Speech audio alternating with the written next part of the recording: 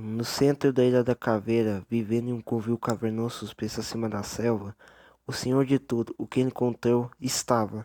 Kong, um dos últimos de sua espécie. Kong era um enorme e poderoso macaco, grande, muito maior do que qualquer espécie até então conhecida. Ele era o rei de seu mundo, uma força de pesadelo para os humanos da ilha, da caveira, e uma anomalia para a ciência. Kong tornou-se o ícone da maravilha e poder da natureza em seu tempo. Quando descoberto pelo mundo ocidental, infelizmente Kong foi provavelmente o único representante de sua espécie. Embora ele fosse certamente parte de uma família, talvez uma sociedade uma vez, ele estava sozinho há muito tempo. Como tal, o comportamento deste grande macaco tinha moldado como um reflexo de sua solidão e em resposta para assumir as pressões de seu mundo sobre ele como um indivíduo e não como um membro de um grupo. A origem da espécie de Kong é tão obscura quanto a própria Ilha da Caveira, mas o que parece certo é que seu tipo não chegou há alguns milhares de anos e originalmente não era nativo da ilha, mas depois evoluiu para uma espécie nativa. A Ásia Ocidental é o provável ponto de origem ancestral. Embora a fisiologia de Kong possui fortes semelhanças com a dos gorilas africanos, alguns têm teorizado que o grande macaco gigantopiteco é o possível ancestral. Se assim for, o tipo de Kong aumentou de tamanho dramaticamente em um curto espaço de tempo. Talvez esta fosse uma resposta natural aos perigos da ilha, os dinossauros predadores e outros habitantes agressivos, ou talvez fosse evidência de reprodução seletiva. Ruínas que ostentam a esfinge macaco abundam em toda a ilha, apoiando a teoria dos parentes de Kong sendo reverenciado pelos antigos humanos da ilha.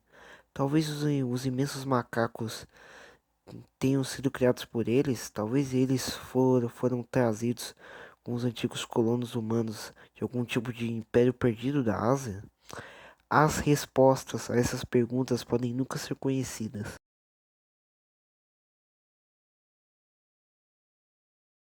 A espécie de Kong vive em pequenas unidades familiares. Enquanto o Kong ficava nas montanhas, o principal resto de sua espécie vivia principalmente na selva, onde a comida é mais abundante.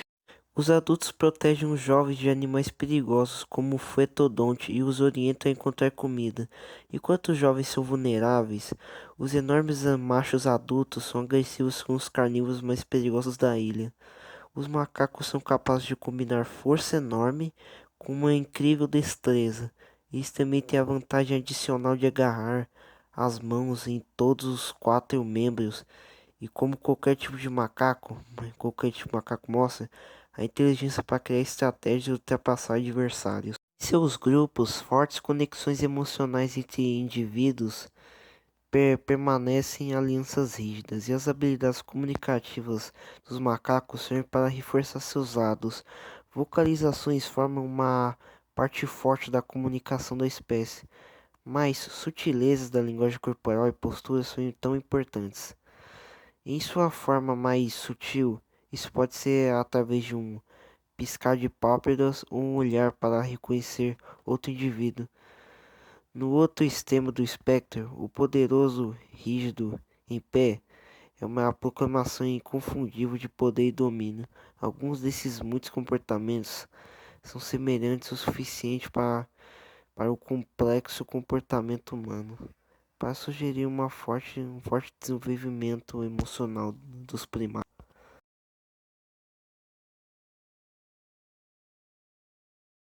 Há uma antiga inimizade entre os gigantes Kongs e os T-Rexes, ambos os animais imensamente poderosos.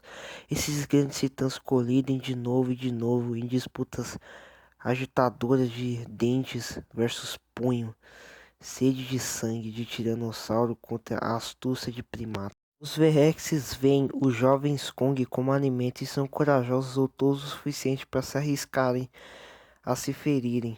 Ambas as espécies aproveitam a oportunidade para matar os jovens do outro, na tentativa de eliminar futuras ameaças, e não aceitam a invasão do outro em seu território. Os jovens Verrexes, menos cautelosos do que os adultos e com pressa de estabelecer territórios próprios, será levado ao conflito com os macacos. Os macacos usam o que estejam na mão como armas, e os Verrexes vêm armados com enormes e esmagadoras mandíbulas. Os animais podem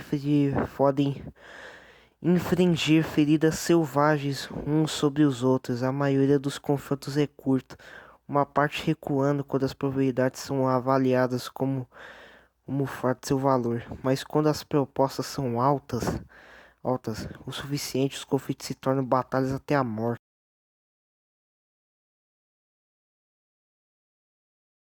Por acidente e atrito ao longo de séculos, os Kongs reduziram-se em número, como outras espécies de grandes macacos, e se reproduziram.